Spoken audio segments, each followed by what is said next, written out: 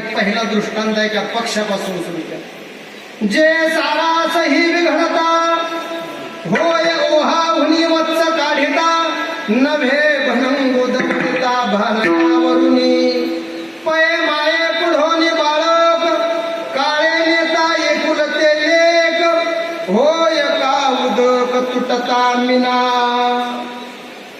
आनंदराव 2 चोवे आणि 5 दृष्टांत थोडं बारक्या नाही. ज्ञानोबा अशा चढत्या क्रमांकाने गेले बरं का. आता माझा तेवढा अधिकार नाही. मी वयानं ज्ञानाने आणि अनुभवाने तुमच्यापेक्षा खूप छोटा आहे. मला जितकं समजून सांगता तेवढं सांगण्याचा प्रयत्न करतो. एका पक्षाचं दृष्टांत विश्वमानव ज्ञानोबाराने. ज्ञानोबारा म्हणतात एक सारस नावाचा पक्षी आहे आणि त्या सारस नावाच्या पक्षाचं चिंतन असं आहे, दिवसाच्या दोघा पती पत्नीची गाठ भेट होत नाही आणि रात्री सुद्धा ते एकमेकाला बघू शकत नाही. अलीकडच्या तीरावर तो पक्षी बसलेला असतो, पलीकडच्या तीरावरती पक्षीने बसलेले असते. हा इकडून आवाज देतो, ते तिकडून आवाज देते. याला वाटतं ती तिकडे, तिला वाटतं मालक इकडच्या बाजूने. हा इकडून उड्डाण करून तिकडे जातो आणि ती उड्डाण करून इकडे येते. रात्रभर दोघांचा अपडाऊन सुरू होतो आणि दोघांची गाठभेट होत नाही. बस याच्यापेक्षा मी खाली येऊन सांगू शकत नाही. ज्ञानोबारांची भाषा किती मार्गी. जे सारासही विघडता नाही का दृष्टांत या पुढं ज्ञानोबारांनी थोडसा गाजून जरा पक्षाहून ज्ञानोबारा प्राण्यावर आले. ज्ञानोबारांनी होय ओहाहुनी वत्स काढिता. ज्ञानोबाराने तुमच्या माझ्या शेतकऱ्याचा दृष्टांत दुसरा दृष्टांत दिला. ज्ञानोबारा म्हणतात एखादी गाय व्याली आणि नुकतंच तिचं वासरू तिचा बछडा घरात बांधलेला आहे. ज्या वेळेस गायीला वासरू होतं दादा त्यावेळेस ती गाय वासराला सोडून शक्यतो जात नाही. गोठा सोडून तिला बळच गोठ्याच्या बाहेर कुठंतरी काढून द्यावं लागतंय, हाणावं लागतंय, मारावं लागतंय. आणि मग ज्ञानोबारा म्हणतात ती गाय रानावनात जाते, गवत खाते, पण तिचं चित्त कुठं राहत असन. नाना गाय चरे डोंगरी तिचे चित्त वत्सा घरी. तिचं सगळं चित्त जर कुठे एक वाटलं असेल तर आपल्या गोठ्यातल्या वासराजवळ. मग दिवस आमचे गुरुजी म्हणायचे, मला सांगा आपण सगळे शेतकरी ज्यावेळेस गाय आपण रानात चरायला सोडतो, तिचा बछडा गोठ्यात आहे, जाताना ती गाय सगळ्या जनावरांच्या माघारात एक पुढं राहते, सगळ्यात मागं. आणि ज्या वेळेस रानातून चरून संध्याकाळच्या टायमाला घरी येते, आता माघारात एक पुढं राहते, सगळ्यात पुढं. जाताना सगळ्यात मागं आणि येताना सगळ्यात. मग येते दादा ती गोठ्यात हम्या हम्या हम्या हम्या करत येते आणि डायरेक्ट वासराला जाऊन चापते, वासराजवळ जाऊन उभा राहते. तुमच्या माझा शेतकरी दादा त्या गाईचं दावं धरतो, तिच्या खुट्याला बांधतो, बाकीचे सगळे जनावर बांधतो आणि हातात बकेट घेतो, बकेटात पाणी घेतो, वासराच्या खुट्याजवळ जातो. वासराच्या खुट्याचं चराट सोडलं ते वासरू पळतच सुटत आणि पुढे जाऊन भेटत गाईच्या कासाला जाऊन भेटत आहे का नाही. आणि वासरू गाईला हुन्या हानू हानू दूध प्यायला लागतं. आणि शेतकरी दादा अशा हाताची घडी घालून त्या वासराकडे पाहतो, त्या वासराला म्हणतो पी, काय पेत होतो पी. असं तुमच्याकडे.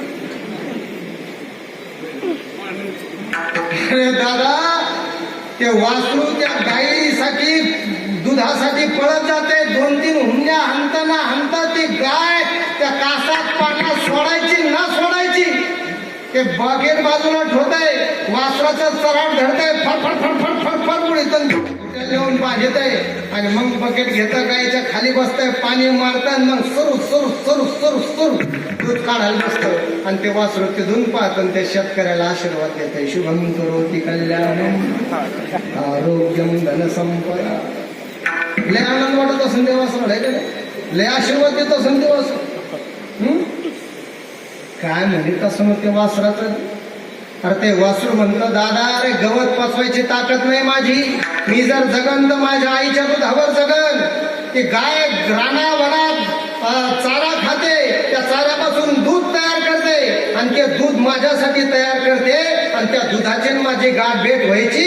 ते पान्हा माझ्यासाठी सोडते आणि नेमकं दूध माझ्या तोंडात यायचं आणि तुम्ही त्या दुधापासून मला बाजूला सारता.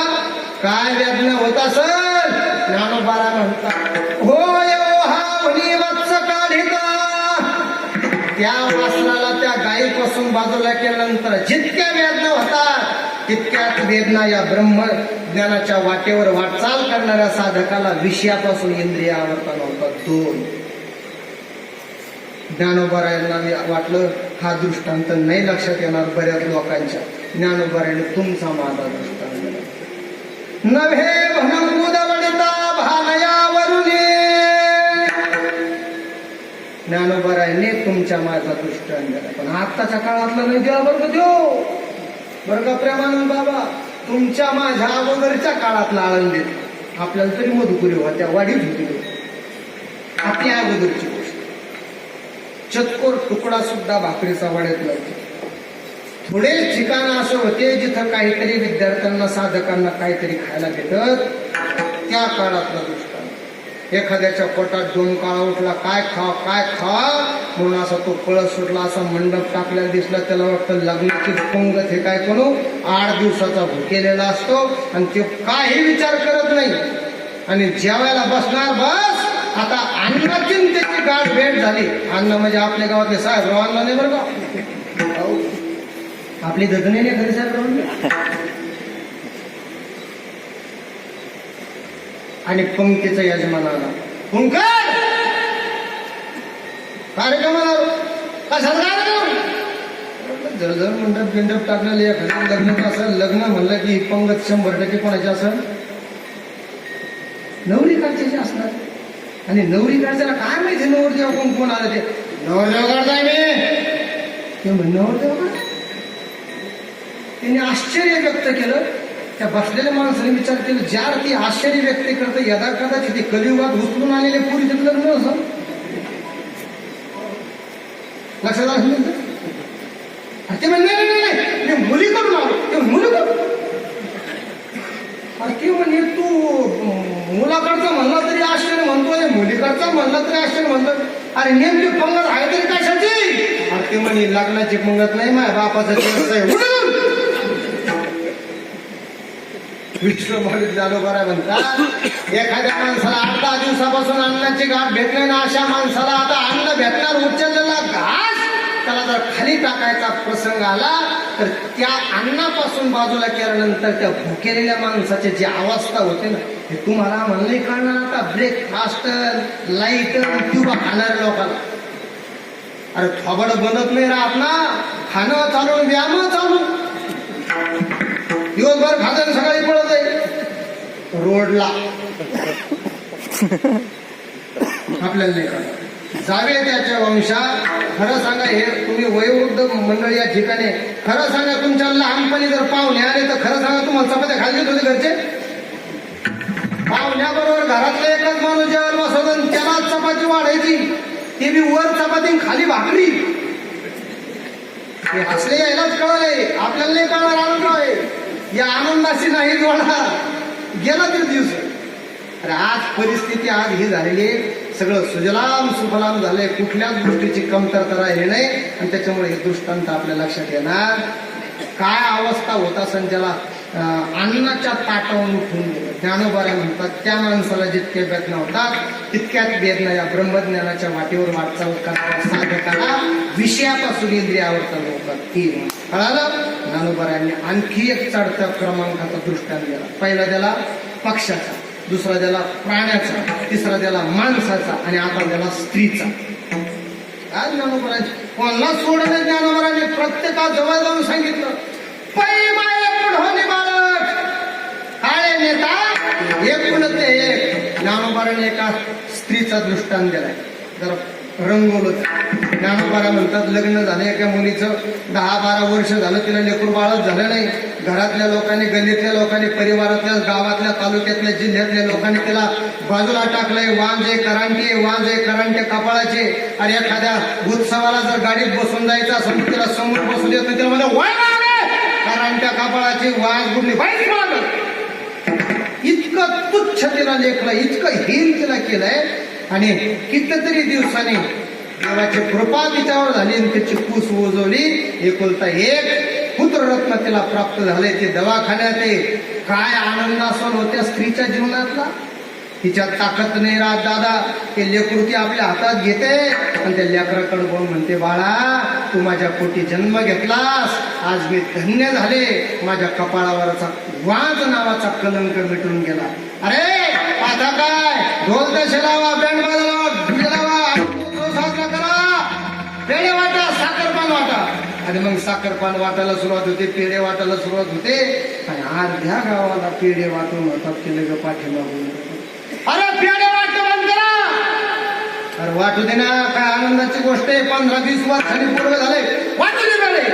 अरे ते म्हणे पेढे वाटायला काय अडचण नाही, पण ज्याच्या नावाने पेढे वाटायला त्यांनी डोळे चांदीचे केले, पांढरे केले, मेहनत छटणूंचे पोरग आता वाटत का पेढे घ्या पेढे घ्या पेढे. अरे तशीच परत फेकून देत, शिमगा सुरू करतय. आता मला सांगा, ही अतिशय दुःखदायक घटना. आता एकुलते एक जन्मलेल्या आईच्या पोटी जन्मलेला मुलगा गेला, गमावला, हे त्या आईच्या अंतःकरणाला ज्या वेळेस कळलं, त्यावेळेस त्या आईच्या काय वेदना असते हे तुम्हाला मला कळणार नाही. ज्ञानोबरांच्या आईचं मातृत्वाचं हृदय. ज्ञानोबरा म्हणतात, पै माये पुढे बाळक काळे नेता एकुलते एक. एखादा जन्मलेला नुकताच काळाने लेकरू हिरावून घ्यावं, त्या आईच्या अंतःकरणाला जितक्या वेदना होतात तितक्याच वेदना या ब्रह्मज्ञानाच्या वाटेवर वाटचाल करणाऱ्या साधकाला विषयापासून इंद्रियावर्तन होतात. 4 आणि ज्ञानोबरांनी 5 वाटत कळस केला. हो एका उदक तुटता मीना. मीना या शब्दाचा अर्थ होतो मासा. आपल्याकडे आहे का धरण? या आहे झटके. ते कोळी लोक मासे पकडण्यासाठी जाळं टाकतात. जाळं ज्यावेळेस टाकल्या जातं त्या जाळ्याला माशा गुंतात दादा. आणि जोपर्यंत जाळं पाण्यात आहे तोपर्यंत काही नाही दादा, पण त्या पाण्यापासून जाळं बाजूला केलं की तो मासा असा तरफड तरफड तरफड तरफड करतो. का? कारण माशाचं जीवन म्हणजे पाणी. पाण्याशिवाय मासा 1 मिनिट 1 क्षण हे राहू शकत नाही. ज्ञानोबा म्हणतात, मासा ज्याप्रमाणे पाण्यापासून बाजूला केले की त्याचं जीवन संपून जातं, विश्वमानव ज्ञानोबा म्हणतात त्याचप्रमाणे या ब्रह्मज्ञानाच्या वाटेवर वाटचाल करणाऱ्या साधकाला त्या माशाप्रमाणे अवस्था प्राप्त होती. होय का उदक तुटता मीना. जगद्गुरु तुकोबारा म्हणतात, विषय ओढी भरले आकायाची कोण करेल कीव. या विषयाकडे माणूस इतका आकृष्ट होतो, इतका आकृष्ट होतो की माणूस मरायला तयार होतो, पण विषय सोडायला तयार होत.